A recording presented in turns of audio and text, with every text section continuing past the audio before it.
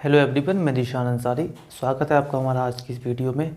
और आज के इस लेक्चर में हम बात करेंगे कॉन्टिन्यूटी पर।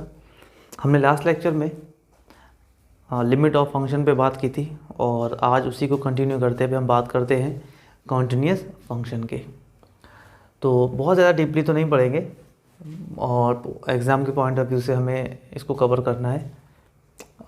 तो देखते हैं क्या होती है कॉन्टिन्यूटी, कॉन्टिन्यूस फंक्शन किसे बोलते हैं और डिसकंटिन्यूस फंक्शन कौन से होते हैं। तो सबसे पहले हम इसकी डेफिनेशन से स्टार्टिंग करते हैं। A real valued function F X is said to be continuous at x equal to A. एक रियल वैल्यूड फंक्शन होगा, उसको हम कॉन्टिन्यूस बोलेंगे किसी पॉइंट एक्स इक्वल टू ए पर अगर। ओके, तो देखते हैं कि कब उस फंक्शन को आप कॉन्टिन्यूस बोलते हैं।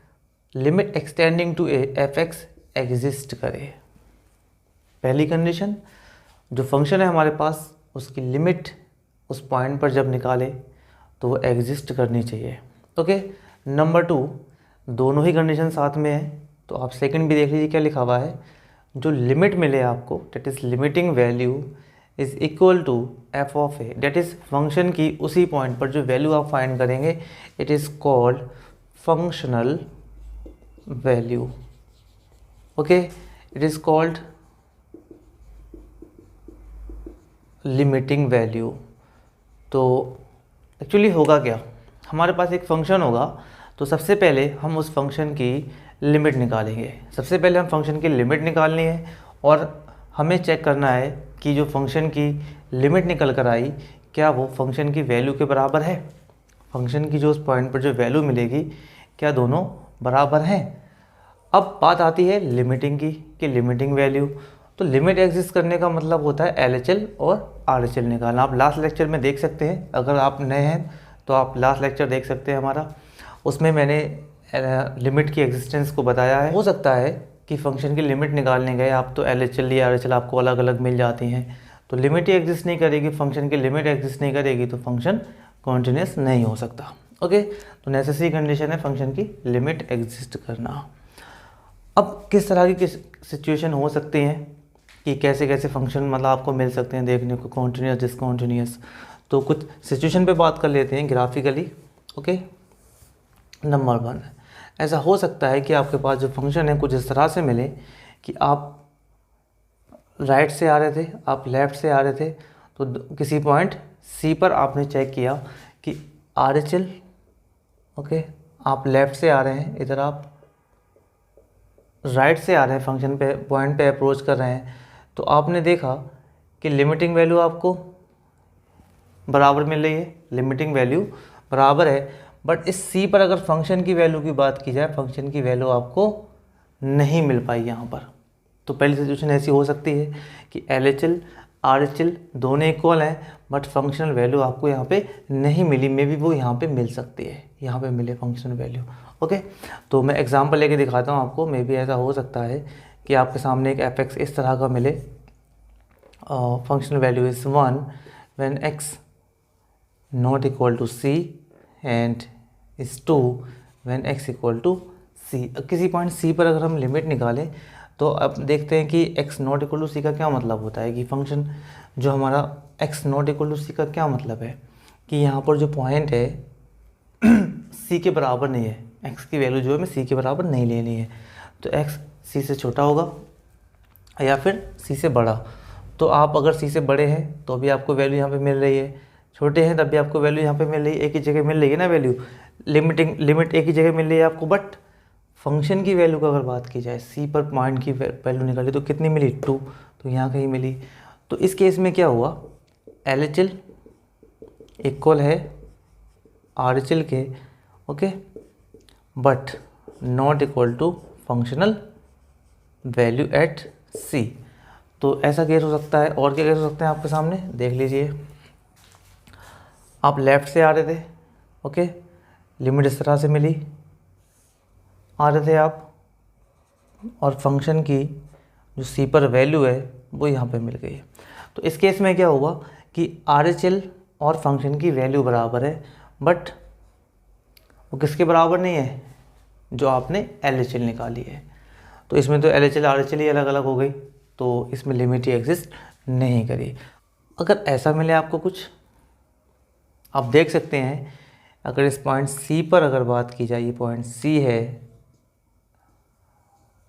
ओके, LHL RHL जो भी यहाँ पे C के मतलब ये लेफ्ट में पॉइंट होंगे, ये राइट में जो पॉइंट होंगे, इन पर वैल्यू हम C पर अप्रोच कर रहे हैं लेफ्ट और राइट से, तो C पर जो वैल्यू मिली और C पर वैल्यू भी देख रहे हैं यहीं पे मिली है।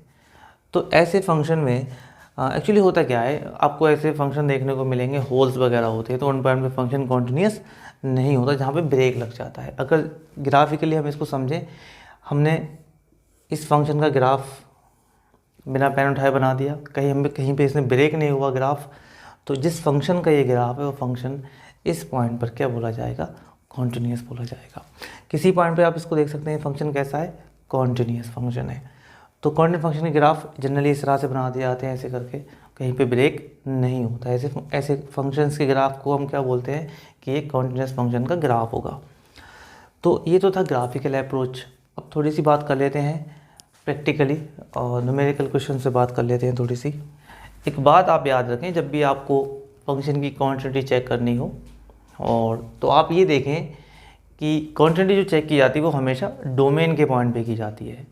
जो फंक्शन का क्वांटिटी हमें चेक करनी हो, फंक्शन के ये देखना है कि जो पॉइंट है वो फंक्शन के डोमेन में है या नहीं है। जैसे कि इन्होंने यहाँ पे बता दिया कि इस फंक्शन के डोमेन में कौन नहीं है, x = 5 नहीं हो सकता, कि हमने 5 लिए तो फंक्शन डिफाइन नहीं है, तो जिस पॉइंट पे फंक्शन डिफाइन नहीं होता वो उसके डोमेन में नहीं होते हैं। ओके, तो 5 पे बात नहीं करनी है, x = 5 पे आपको बात नहीं करनी है, तो सर किस पॉइंट पे करें भाई? रियल नंबर तो बहुत सारे, हम यहाँ पे एक चीज़ और बता देता हूँ, ये जो लिमिट हम चेक कर रहे हैं वो रियल नंबर्स पे कर रहे हैं। ओके, कॉम्प्लेक्स पे बात नहीं की जा रही है यहाँ पे। तो अब रियल नंबर तो इनफाइनाइट रियल नंबर्स होते हैं। अगर x = 1 पे चेक करें, 2 पे करें सर, 3 पे करें, 4 पे करें, 5 तो नहीं करेंगे, ठीक है, 6 पे करें, 7 पे करें, और रियल नंबर तो इनके बीच में बहुत सारे होंगे भाई। 2 रेशनल नंबर या 2 रियल नंबर के बीच में इनफाइनाइट रेशनल होते हैं, इनफाइनाइट इरेशनल नंबर्स होते हैं। तो कैसे करके इनफाइनाइट पॉइंट्स पर चेक किया जाएगा लिमिट को? ओके, किसी एक पर्टिकुलर पॉइंट पे चेक नहीं करने को बोला है, उसने बोला है कि फंक्शन की क्वांटिटी चेक कीजिए। तो ऐसे केस में आपको क्या करना है, एक रियल नंबर कंसीडर कर लेते हैं, लेट के बी एनी रियल नंबर। ये के कोई भी रियल नंबर हो सकता है, आपकी मर्ज़ी है, आप इसको 5, आप इसको 6 मान लें, 7 मान लें, 8 कंसीडर कर लें, 1/2, 1/3, कुछ भी इसको कंसीडर कर सकते हैं। क्योंकि दिक्कत आ रही है ना हमें, हम नहीं कर पा रहे हैं। x = 6 पर चेक कर लेंगे तो बोलेगा कि 7 पे है नहीं है, 8 पे चेक करके देखो, 10 पे चेक करके देखो। तो इसीलिए हमने कहा ठीक है, हम एक रियल नंबर k कंसीडर कर लेते हैं। ये k 10 भी हो सकता है, ये k 1/2, 1/3 कुछ भी हो सकता है सिवाय 5 के, क्योंकि 5 तो इसके डोमेन में नहीं है। तो आपको लिखना पड़ेगा कि k सिर्फ 5 नहीं है, बाकी कोई सा भी रियल नंबर है। तो हमें चेक करने के लिए क्या करना है, लिमिट निकालनी है x टेंडिंग टू k पर f(x) की, क्या मिल जाएगी, 1/k - 5। और हम जानते हैं कि ये जो k है ये 5 तो होगा नहीं, और जब ये 5 नहीं होगा तो ये जो लिखा हुआ है, जो लिमिट आई है वो क्या है, एक वैल्यू मिली आपको, ठीक है ना, एक फाइनाइट वैल्यू मिली जो कि डिफाइन है। ओके, अब फंक्शन वैल्यू देख लें k पर, वो क्या मिलेगी, 1/k - 5। तो आपने देखा रियल नंबर k, ये कोई भी ज़ीरो नॉन ज़ीरो कुछ भी हो सकता था सिवाय 5 के। इस पर फंक्शन की वैल्यू और इस पर लिमिटिंग वैल्यू दोनों कैसी हैं, इक्वल है। आप फिर समझ लें, यहाँ पे ये किसी एक पॉइंट पे चेक नहीं करना था, हमें सारे रियल नंबर पे चेक करना था सिवाय x = 5 के। अब आप में से कुछ एक चीज़ और सोच रहे होंगे कि सर आपने तो 1/k - 5, हाँ जी, तो आप ये सोच रहे होंगे तो f(x) इज़ कॉन्टिन्यूस r - 5। हमने r में से 5 को हटा दिया, 5 पे फंक्शन ही डिफाइन नहीं, डोमेन के पॉइंट्स पे क्वांटिटी की बात की जाती है। हाँ, तो आप में से बहुत सारे लोग ये सोच रहे होंगे कि जो लिमिट की डेफिनेशन बताई थी मैंने कि LHL निकालें और RHL निकालें, देखें कि दोनों बराबर हैं तो लिमिट एग्जिस्ट करेगी, देन आप फंक्शनल वैल्यू निकालेंगे, तो क्वांटिटी बोली जाएगी। तो सर ने लिमिट आपने डायरेक्ट निकाल दिया, आप ऐसा सोच रहे होंगे। ठीक है, मैं आपको यहाँ पे बता देता हूँ कि कुछ केसेस ऐसे होते हैं जहाँ पे जो पॉइंट है ना जिस पे आप लिमिट फाइंड कर रहे हो, तो उस पर फंक्शन को कोई दिक्कत नहीं होती, डायरेक्टली वैल्यू निकाली जा सकती है कि उस पॉइंट पे फंक्शनल वैल्यू और लिमिटिंग वैल्यू दोनों सेम होती हैं। तो जैसे कि ये पॉइंट था हमारा, यहाँ पे हमें कोई दिक्कत नहीं थी। अगर ये इस तरह का कुछ होता, limit x tending to zero sine sine x upon x, तो अब यहाँ पे ज़ीरो पुट करेंगे, साइन ज़ीरो ज़ीरो अपॉन में zero, that is zero upon zero, कुछ अटपटा सा मिलेगा, कुछ अजीब सा। तो ऐसे केस में डायरेक्टली वैल्यू डायरेक्टली लिमिट नहीं निकाली जा सकती इस तरह से डायरेक्टली रख के, ठीक है ना। जैसे यहाँ पे डायरेक्टली पुट कर दिया आपने एक्स की जगह पे, तो इस केस में क्या है, फंक्शन डिफाइन है इस पॉइंट पे, तो हमें कोई दिक्कत नहीं है, ऐसे केस में हम डायरेक्टली निकाल सकते हैं। ओके, अब हम बात करेंगे, एक नया फंक्शन लेते हैं, y equal to mod x, f x equal to mod x. इस तरह से ब्रेक होता है, सभी जानते हैं, 11th में आपने इनइक्वलिटीज़ को पढ़ा होगा, मॉडल्स वाली इनइक्वलिटीज़ और भी इनइक्वलिटीज़ आपको मिली होंगी। तो मॉड एक्स की वैल्यू x है और यही वैल्यू कितनी है, माइनस एक्स है। फंक्शन का नेचर दो तरह का दिखाई दे रहा है यहाँ पे कि अब जब आप x greater than equal to zero है, मतलब आपका जो x है वो इस साइड में है, पॉजिटिव नंबर्स पे। पॉजिटिव नंबर्स पे सब पर एक ही वैल्यू है फंक्शन की। आप देख रहे हैं जो ग्राफ बना पॉजिटिव वैल्यूज़ के लिए, वो कैसा मिला, एकदम कॉन्टिन्यूस। ओके, तो ज़ीरो से जितने भी बड़े नंबर हैं पॉजिटिव नंबर, उन सब पे फंक्शन कैसा है, कॉन्टिन्यूस है, कोई दिक्कत नहीं, आप किसी भी नंबर पे चेक कर सकते हो यहाँ के। Okay, then x less than zero, अगर हम ज़ीरो से छोटे x लें, मतलब नेगेटिव नंबर्स लें, ये वाले नंबर्स लें, यहाँ पे नंबर, इन पॉइंट्स की बात करें, ऐसे कितने पॉइंट्स होंगे, इनफाइनाइट पॉइंट्स होंगे, तो उनके लिए फंक्शन की वैल्यू कितनी, माइनस एक्स, ये वाली स्ट्रेट लाइन है। तो हम चाहें इधर वाले पॉइंट से बात करें या हम इधर वाले पॉइंट से बात करें, फंक्शन एक कॉन्टिन्यूस ग्राफ हमें दे रहा है, तो फंक्शन क्या है, कॉन्टिन्यूस है। ओके, तो हमें जो एक्चुअली चेक करना है वो किस पे चेक करना है, ज़ीरो पे चेक करके देखेंगे। ज़ीरो पे दिक्कत हो सकती है, क्यों, क्योंकि इस ज़ीरो पे तो आप इधर से आओगे ऐसे करके, और ज़ीरो पे आप इधर से आओगे लेफ़्ट से, तो आप देख रहे हैं राइट में कुछ अलग तरह का ग्राफ है, लेफ़्ट में कुछ अलग तरह का है, तो ज़ीरो पे कहीं ना कहीं शक हो सकता है। ज़ीरो पे चेक करने के लिए हमें क्या करेंगे, नाउ वी विल चेक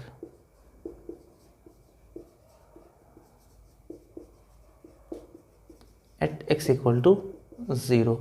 सबसे पहले हम निकालेंगे LHL, लेफ्ट हैंड लिमिट। यहाँ पे ध्यान देना, लिमिट की डेफिनेशन यूज़ होगी, एक्स टेंडिंग टू ज़ीरो पे चेक कर रहे हैं और लेफ्ट में है तो minus, this is f x, limit it becomes h tending to zero, this is f zero minus h, limit H tending to zero, और ज़ीरो माइनस एच यानी कि एक्स छोटा हो गया ज़ीरो से, तो क्या वैल्यू मिलेगी, माइनस एक्स, माइनस और एक्स की जगह रखाएंगे zero minus H which gives zero. Okay, अब हम चेक कर लेते हैं RHL, limit H tending to zero, definition ही लगा देते हैं, X tending to zero plus F x, limit H tending to zero F of zero plus H tending to zero, zero plus H, zero में आपने कुछ add कर दिया, x बड़ा हो गया ज़ीरो से, तो फंक्शन की वैल्यू एक्स की जगह रखा जाएगा zero plus H, net is zero. तो आप देख रहे हैं कि LHL RHL दोनों बराबर हैं, और फंक्शन की वैल्यू की अगर बात की जाए, एट ज़ीरो पर फंक्शन की वैल्यू कितनी होगी, इक्वल वाली इक्वलिटी यहाँ पर है, तो फंक्शन की वैल्यू कितनी है, एक्स है, बट एक्स की जगह रखना है ज़ीरो, तो क्या मिल जाएगा, ज़ीरो। तो आपने देखा कि लिमिट भी एग्जिस्ट कर रही है, और जो लिमिट की वैल्यू है वो फंक्शनल वैल्यू के बराबर है at x equal to zero पर, तो ये फंक्शन क्या होता है, कॉन्टिन्यूस। तो नोट कर लें, कीप इन माइंड, जितने भी मॉडुलस फंक्शन आपको इस तरह के दिखाई देते हैं, मॉड एक्स माइनस ए, हम जनरल बात कर लेते हैं एक्स माइनस ए, इस टाइप जितने भी कल को आपसे पूछ ले x minus one, x minus two, कुछ भी फंक्शन दे सकता है इस तरह का, हम कंबाइन करके देखा उसकी बात नहीं कर रहे हैं, हम सिंगल इस तरह के बात कर रहे हैं फंक्शंस की। तो ये फंक्शन क्या होते हैं, कॉन्टिन्यूस होते हैं पूरे आर पर। हर रियल नंबर पे फंक्शन कैसे होते हैं, कॉन्टिन्यूस होते हैं। तो हमें अगर ऑब्जेक्टिव आता है तो डायरेक्टली टिक कर देंगे फंक्शन कॉन्टिन्यूस। प्रूफ करने का ये तरीका होता है, वो इसको चेंज कर सकता है, एक्स की जगह x-1 लिख देगा। तो हम यहाँ पे क्या करेंगे, सपोज ये x-1 है तो यहाँ पे x-1 आ जाएगा और यहाँ पे x-1, बट यहाँ पे क्या आ जाएगा फिर 1 और यहाँ पे 1 आ जाएगा। ओके, इस तरह से क्वेश्चन में चेंजेस आएंगे। तो